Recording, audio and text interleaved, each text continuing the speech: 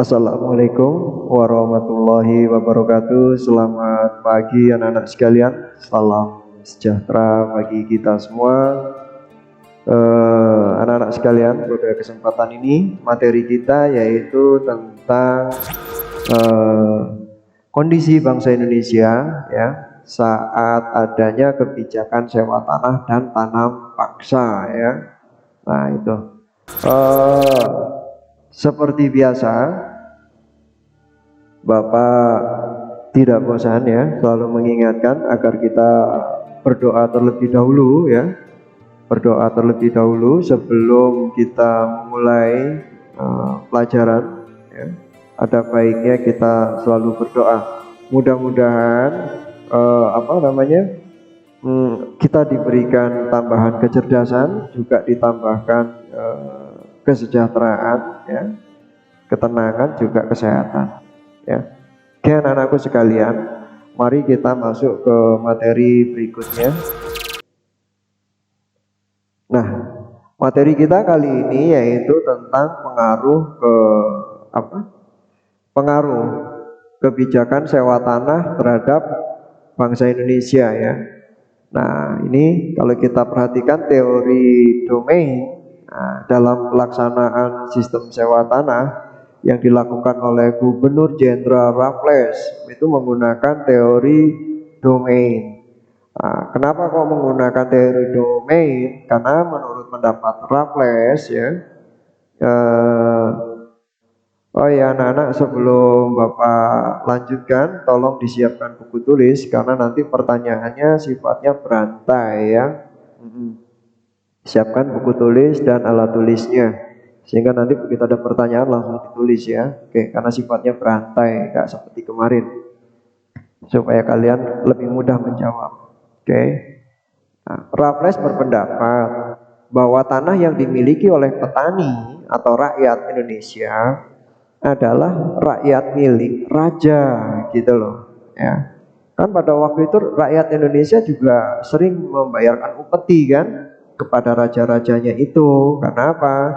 Karena yang memiliki wilayah adalah raja gitu. Nah, pada waktu itu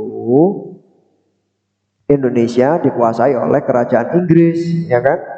Jadi karena kerajaan-kerajaan di Indonesia itu dikalahkan oleh kerajaan Inggris, jadi wilayah-wilayah Indonesia atau semua tanah-tanah yang ada di wilayah Indonesia ini itu jatuh ke tangan kerajaan Inggris gitu. Sehingga rakyat wajib membayarkan upeti kepada Inggris.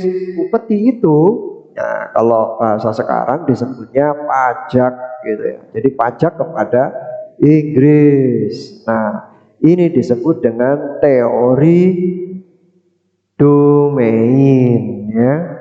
Gitu loh anak-anak ya.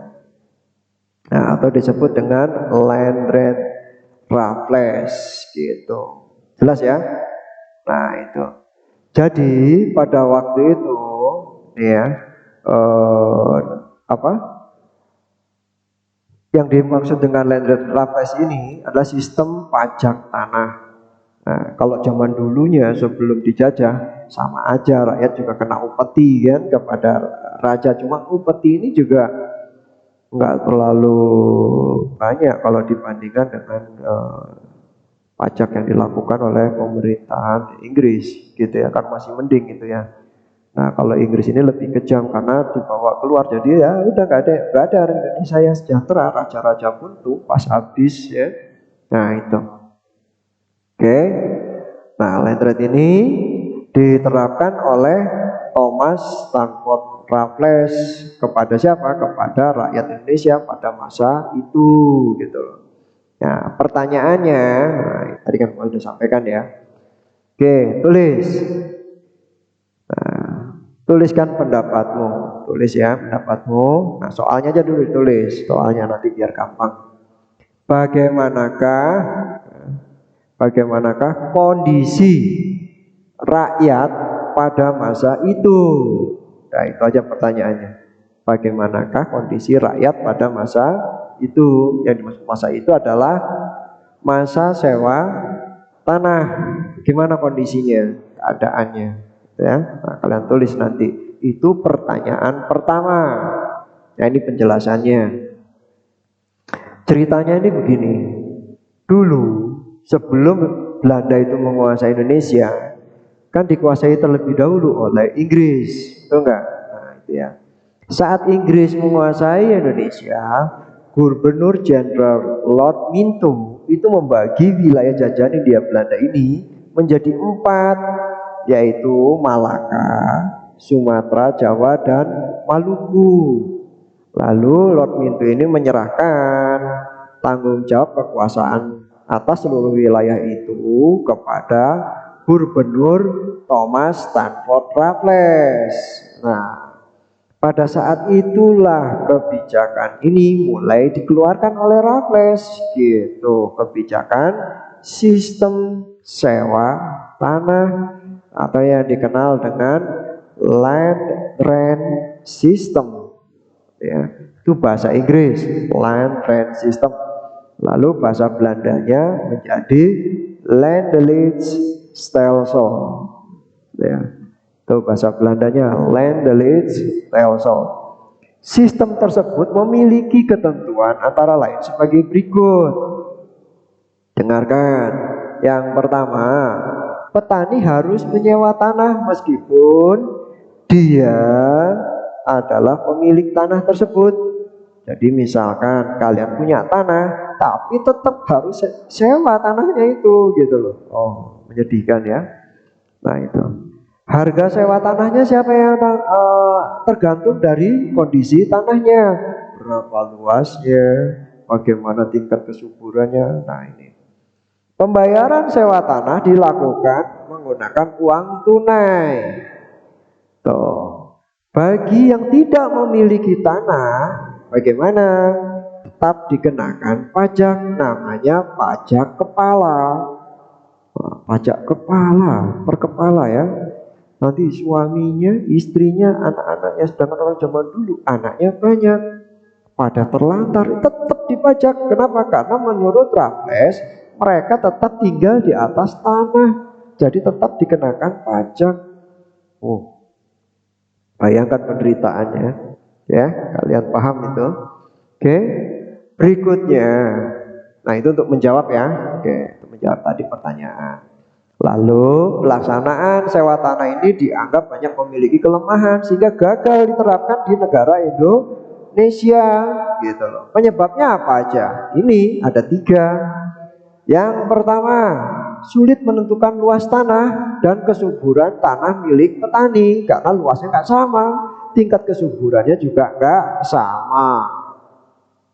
Terus ketersediaan jumlah pegawai di Belanda pun terbatas, jadi dia ngambil pegawai dari bangsa Indonesia atau tanah rakyat Indonesia. Cuma ini nanti pegawai-pegawai ini yang jahat-jahat nih, justru dari Indonesia itu lebih jahat, gitu loh ya. Kalau di film-film kan kalian lihat itu ya. Masyarakat desa belum mengenal sistem uang pada waktu itu. Nah, ini yang bikin gagal nih. Sistem sewa tanah diberlakukan terhadap daerah-daerah di Pulau Jawa, kecuali Batavia dan Parahyangan, gitu loh. Kenapa? Karena daerah Batavia umumnya telah menjadi milik swasta. Tadi itu kan kemarin aku sudah sampaikan adanya VOC itu kan. Nah, itu sudah dimiliki oleh swasta-swasta itu. Lalu dan mereka pun untuk daerah Parahyangan sudah dijadikan wajib tanam kopi. Karena apa? Subur kopi, teh di sana kan. Jadi di daerah Parahyangan, daerah puncak, kalau kalian lihat itu adalah perkebunan teh semua. Nah, itu bekas tanam paksa. Nah, sekarang kita masuk ke materi berikutnya, yaitu pengaruh sistem tanam paksa terhadap siapa? Bangsa Indonesia tentunya, gitu ya. Gitu. Coba kalian perhatikan gambar tersebut di atas. Nah, gambar ini adalah gambar kopi, teh, dan kakao. Kakao ini adalah buah coklat. Ketiga gambar ini merupakan komoditas ekspor nomor 1. dibutuhkan oleh negara-negara di dunia. Tapi bangsa Indonesia tetap miskin dan menderita. Kenapa? Karena ini dipaksa tanam di negara Indonesia yang subur, tapi hasilnya diambil oleh Belanda. Gitu. Pertanyaannya nomor 2, pertanyaan nomor 2, tapi pertanyaan nomor 1 kan? Bagaimanakah nasib dan kondisi bangsa Indonesia saat ini, saat kondisi ini bagaimana? Nah, silakan ditulis di buku ya. Pertanyaannya, bagaimanakah nasib kondisi bangsa Indonesia saat itu? Nah, saat kondisi sistem tanam paksa ini gimana? Kalau yang pertama tadi saat kondisi sewa tanah, lalu yang kedua ini pada saat kondisi tanam paksa. Jadi hanya 2 pertanyaannya. Nah, kita perhatikan penjelasan berikutnya. Sistem tanam paksa diberlakukan di Hindia Belanda ini karena apa? Karena Belanda pada waktu itu mengalami kerugian yang luar biasa karena adanya perlawanan di daerah-daerah. Cilegon melakukan perlawanan, ya kan, yang dipimpin oleh Kiai Haji Wasit, ya kan, yang disebut dengan istilah yang terkenal yaitu geger Cilegon. Lalu di Jogja ada perlawanan yang gak kalah hebat, yang sangat merugikan bagi Belanda. Contohnya perlawanan Pangeran di Ponorogo. Wah, itu Belanda morat-marit, ekonominya kacau. Dia melawan itu karena strategi perang yang digunakan oleh Pangeran Diponegoro pada waktu itu enggak frontal, tapi Pangeran Diponegoro menggunakan sistem gerilya. Nah, akhirnya sistem gerilya inilah yang diadopsi oleh Jenderal Sudirman. Oke, anak-anak. Nah, itu ya. Tuh, itu belajar dari Pangeran Diponegoro. Jelas ya, anak-anak ya? Oke. Nah, untuk apa sih mereka tanam paksa? Ya untuk menutupi kas atau mencari keuntungan, untuk menutupi kas negara Belanda yang morat-marit tadi, gitu loh. Akhirnya rakyat semakin menderita akibat penyelewengan yang dilakukan oleh pegawai Belanda dan orang-orang pribumi yang bekerja kepada Belanda, gitu loh. Berdasarkan ketentuannya itu begini.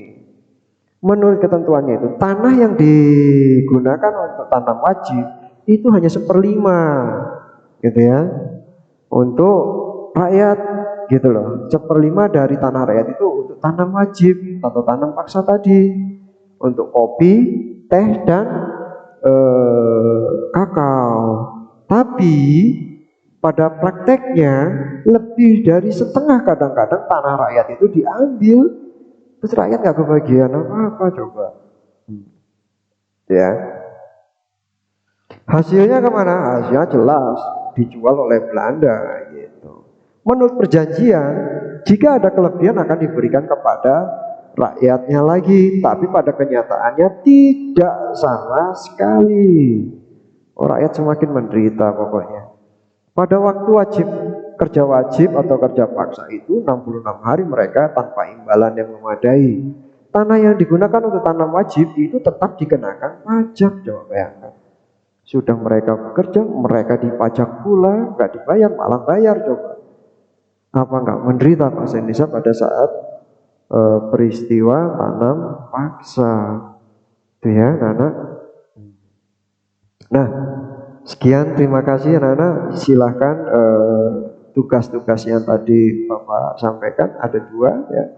Silakan dikerjakan, lalu ditulis di buku tulis, lalu dikirimkan seperti biasa melalui link form yang Bapak sampaikan di Sindik. Kan anak, Bapak rasa cukup. Sekian, terima kasih. Wassalamualaikum warahmatullahi wabarakatuh.